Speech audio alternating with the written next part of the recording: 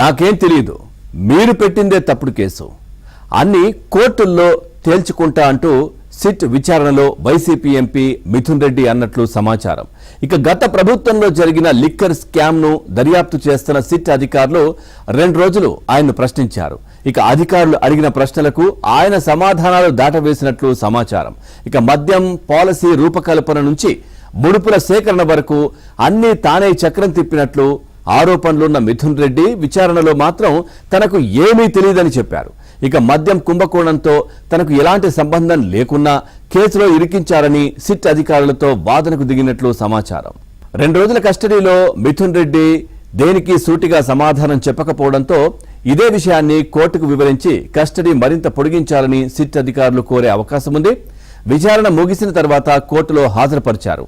ఇక విచారణలో పోలీసులు ఏమైనా ఇబ్బంది పెట్టారా అని న్యాయాధికారి పి భాస్కర్ రావు ఆయనకు ప్రశ్నించారు. ఇక తనను ఎలాంటి ఇబ్బందులు పెట్టలేదని మిథున్ రెడ్డి చెప్పారు.